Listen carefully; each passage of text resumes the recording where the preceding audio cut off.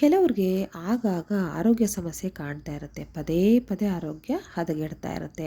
ಏನೇ ಮಾಡಿದ್ರೂ ಅದು ಸರಿ ಹೋಗ್ತಾ ಇರಲ್ಲ. ಇವತ್ತು ಸರಿ ಹೋಯಿತು ಅಂದರೆ ಮತ್ತೆ ನಾಳೆ ಆರೋಗ್ಯ ಸಮಸ್ಯೆ ಕಾಡೋಕ್ಕೆ ಶುರುವಾಗುತ್ತೆ. ಏನಾದರೂ ಒಂದು ಒಟ್ಟಿನಲ್ಲಿ ಇಂತಹವರಿಗೆ ಅವರ ಜಾತಕದಲ್ಲಿ ಗ್ರಹಗಳು ಬಲಹೀನರಾಗಿರ್ತಾರೆ ಅಂತ ಹೇಳ್ತಾರೆ ಆರೋಗ್ಯದ ವಿಚಾರದಲ್ಲಿ. ಹಾಗಾಗಿ ನಾವು ಇದಕ್ಕೆ ಒಂದು ಸುಲಭವಾದ ಪರಿಹಾರನ ಕಂಡುಕೊಳ್ಬೋದು. ಅದೇನು ಅಂತ ನಾನು ವಿಡಿಯೋದಲ್ಲಿ ಪೂರ್ತಿಯಾಗಿ ಹೇಳ್ತಾ ಹೋಗ್ತೀನಿ. ಬಹಳ ಸುಲಭವಾಗಿ ಪರಿಹಾರ ಮಾಡ್ಕೊಳ್ಳುವಂಥದ್ದು. ಹಾಗೆ ಇದನ್ನು ಎಲ್ಲರೂ ಕೂಡ ಮಾಡ್ಬೋದು. ಹಾಗೆ ಆರೋಗ್ಯ ಸಮಸ್ಯೆಯಿಂದ ಆಗಾಗ ಬಳಲ್ತಾ ಇರೋರು ಕೂಡ ಮಾಡ್ಬೋದು. ಅವರೇ ಮಾಡಬೇಕಂತಿಲ್ಲ, ಅವ್ರ ಕುಟುಂಬದವ್ರು ಕೂಡ ಇದನ್ನು ಮಾಡಬಹುದು. ಮಕ್ಕಳಿಗಾಗಿದ್ರೆ ಅಪ್ಪ ಅಮ್ಮ ಮಾಡ್ಬೋದು, ಅಪ್ಪ ಅಮ್ಮಂಗಾಗಿದ್ರೆ ಮಕ್ಕಳು ಮಾಡ್ಬೋದು, ಅಣ್ಣ ತಂಗಿ ಅಕ್ಕ ತಮ್ಮ ಯಾರಿಗೆ ಯಾರು ಬೇಕಾದರೂ ಕೂಡ ಇದನ್ನು ಮಾಡಬಹುದು. ಹಾಗಾದರೆ ಯಾವ ರೀತಿ ಒಂದು ಪರಿಹಾರವನ್ನು ಮಾಡ್ಕೋಬೇಕು ಹೇಗೆ ಅನ್ನೋದನ್ನು ನಾನು ಇಲ್ಲಿ ತಿಳಿಸ್ಕೊಡ್ತಾ ಹೋಗ್ತೀನಿ. ವಿಡಿಯೋನ ಎಲ್ಲೂ ಸ್ಕಿಪ್ ಮಾಡದೆ ಕೊನೆ ತನಕ ಪೂರ್ತಿಯಾಗಿ ನೋಡ್ತಾ ಹೋಗಿ. ಈ ಒಂದು ಸಮಸ್ಯೆಗಾಗಿ ನಾವು ಅರಳಿ ಮರಕ್ಕೆ ಪೂಜೆ ಮಾಡಬೇಕು. ಹೇಗೆ ಮಾಡಬೇಕು, ಯಾವ ಹೊತ್ತಲ್ಲಿ ಮಾಡಬೇಕು, ಯಾವ ರೀತಿ ಇದರ ಆಚರಣೆ ಮಾಡಬೇಕಂತ ಹೇಳೋದಾದರೆ, ನೀವು ಶನಿವಾರ ಬೆಳಗ್ಗೆ ಎದ್ದು ಕೂಡ ಈ ಒಂದು ಅರಳಿ ಮರದ ಪೂಜೆಯನ್ನು ಮಾಡಬಹುದು. ಅಥವಾ ನಿಮಗಾಗಿಲ್ಲ ಅಂತಂದರೆ ಸೂರ್ಯಾಸ್ತ ಆಗ್ತಾ ಇದ್ದಂಗೆ ಮಾಡ್ಬೋದು. ಆದರೆ ತೀರಾ ಕತ್ಲಾದ ಮೇಲೆ ಖಂಡಿತ ಈ ಒಂದು ಅರಳಿ ಮರದ ಪೂಜೆಯನ್ನು ಮಾಡಬಾರ್ದು. ಅದು ಖಂಡಿತ ಒಳ್ಳೆಯದಾಗಲ್ಲ. ನೀವು ಯಾವ ಒಂದು ಸಮಸ್ಯೆಗೆ ಅಂತ ಮಾಡ್ತೀರಾ ಆ ಒಂದು ಸಮಸ್ಯೆ ಹೆಚ್ಚಾಗುತ್ತೆ ಹೊರತು ಕಮ್ಮಿ ಅಂತೂ ಆಗೋದಿಲ್ಲ. ಇದೊಂದು ಮುಖ್ಯವಾದ ಅಂಶ ನೀವು ಗಮನದಲ್ಲಿ ಇಟ್ಕೋಬೇಕಾಗಿರುವಂಥದ್ದು. ನೀವು ಅರಳಿ ಮರದ ಕೆಳಗೆ ಒಂದು ದೀಪವನ್ನು ಹಚ್ಚಬೇಕಾಗತ್ತೆ. ಅದು ಯಾವ ಎಣ್ಣೆನ ಉಪಯೋಗಿಸಿ ಅಂತ ಹೇಳಿದರೆ ಸಾಸಿವೆ ಎಣ್ಣೆನೇ ಉಪಯೋಗಿಸಿ ಅರಳಿ ಮರದ ಕೆಳಗೆ ದೀಪವನ್ನು ಹಚ್ಚಬೇಕಾಗತ್ತೆ. ಮಣ್ಣಿನ ಹಣತೆನೆ ಬಳಸಿ ಅದಕ್ಕೆ ನೀವು ಎಣ್ಣೆಯಲ್ಲಿ ಅದ್ದಿದಂತಹ ಒಂದು ಬತ್ತಿಯನ್ನು ಹಾಕ್ಕೊಳ್ಳಿ, ಅಥವಾ ಸಾಸಿವೆ ಎಣ್ಣೆ ಡೈರೆಕ್ಟಾಗಿ ಹಾಕಿ ಆನಂತರ ನೀವು ಬತ್ತಿನ ಹಾಕಿ ಒಟ್ಟಿನಲ್ಲಿ ಸಾಸಿವೆ ಎಣ್ಣೆನ ಉಪಯೋಗಿಸಿ ಒಂದು ದೀಪವನ್ನು ಹಚ್ಚಬೇಕಾಗತ್ತೆ. ದೀಪವನ್ನು ಹಚ್ಚಿ ಇಟ್ಟು ಆನಂತರ ಹಸಿ ಹಾಲನ್ನು ಅರಳಿ ಮರದ ಬುಡಕ್ಕೆ ನೀವು ಎರಿಬೇಕಾಗುತ್ತೆ. ಹಸಿ ಹಾಲನ್ನೇ ಹಾಕಬೇಕಾಗತ್ತೆ. ಅಂದರೆ ಅಂಗಡಿಯಿಂದ ಡೈರೆಕ್ಟಾಗಿ ತೊಗೊಂಡೋಗಿರೋ ಹಾಲನ್ನು ಒಂದು ಶುದ್ಧವಾದ ದೇವರ ಮನೆಯಲ್ಲಿ ಬಳಸುವಂಥ ಪಾತ್ರೆಯಲ್ಲಿ ತೊಗೊಂಡು ಹೋಗಿ ಅಲ್ಲಿ ನೀವು ಹಸಿ ಹಾಲನ್ನು ಹಾಕಬೇಕಾಗತ್ತೆ. ಅಥವಾ ನೀವು ನಿಮ್ಮ ಮನೆಯಲ್ಲೇ ದನಕರುಗಳನ್ನ ಸಾಕಿದ್ದೀರಾ ಅಂತ ಹೇಳಿದ್ರೆ ಆ ಹಾಲನ್ನು ಕೂಡ ಹಾಗೆ ತೊಗೊಂಡು ಹೋಗ್ಬೋದು. ಒಟ್ಟಿನಲ್ಲಿ ನೀವು ಕಾಯಿಸಿರಬಾರ್ದು. ಇದೊಂದು ಅಂಶ ನೆನಪಿರಲಿ. ಹಸಿ ಹಾಲನ್ನು ಹಾಕಿ ದೀಪವನ್ನು ಹಚ್ಚಿ ಅರಳಿ ಮರಕ್ಕೆ ಅರಿಶಿನ ಕುಂಕುಮವನ್ನು ಹಾಕಿ ಒಂದು ಏನೇ ಸಮಸ್ಯೆ ಇದ್ರೂ ಪರಿಹಾರ ಮಾಡಿಕೊಡು ಅಂತ ಬೇಡಿಕೊಂಡು ಆನಂತರ ನೀವು ಪ್ರದಕ್ಷಿಣೆಯನ್ನು ಹಾಕಬೇಕಾಗತ್ತೆ.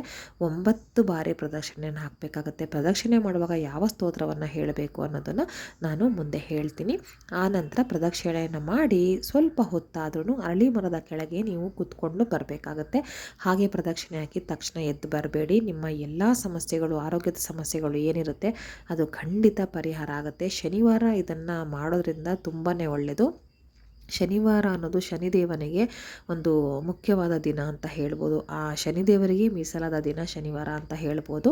ಅಂಥ ದಿನ ಶನಿ ದೋಷ ಇದ್ದರೂ ಕೂಡ ಪರಿಹಾರ ಆಗುತ್ತೆ. ಹಾಗೆ ಬೇರೆ ಗ್ರಹಗತಿಗಳು ಬಲಹೀನರಾಗಿ ಅದರಿಂದ ಆರೋಗ್ಯ ಸಮಸ್ಯೆ ಪದೇ ಪದೇ ಕಾಡ್ತಾ ಇದ್ರೆ ಅದು ಕೂಡ ಹುಷಾರಾಗಿ ಹೋಗುತ್ತೆ.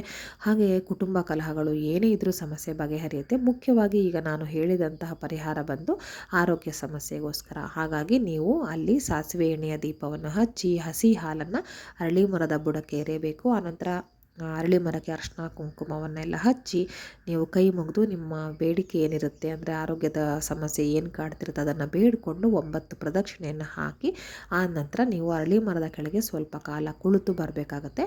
ಈಗ ಯಾವ ಶ್ಲೋಕವನ್ನು ಹೇಳಬೇಕು ಅಂತ ಇಲ್ಲಿ ತಿಳಿಸ್ಕೊಡ್ತೀನಿ.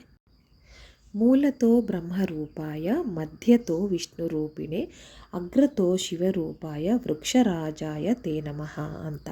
ಇದು ಅರಳಿ ಮರದ ಬೇರಿನಲ್ಲಿ ಬ್ರಹ್ಮ ದೇವರು ವಾಸವಿರ್ತಾನೆ ಅಂತ ಹೇಳ್ತಾರೆ. ಹಾಗೆ ಕಾಂಡಗಳಲ್ಲಿ ವಿಷ್ಣು ಭಗವಾನರವರು ವಾಸ ಇರ್ತಾರೆ ಅಂತ ಹೇಳಲಾಗುತ್ತೆ. ಹಾಗೆ ಎಲೆಗಳಲ್ಲಿ ಈಶ್ವರ ಈ ಒಂದು ರೂಪ ಇರುತ್ತೆ ಅಂತ ಹೇಳಲಾಗುತ್ತೆ. ಬ್ರಹ್ಮ ವಿಷ್ಣು ಮಹೇಶ್ವರರ ಮೂರೂ ಒಂದು ಶಕ್ತಿ ಸೇರಿರುವಂಥದ್ದು ಈ ಒಂದು ಪವಿತ್ರವಾದ ಅರಳಿ ಮರ.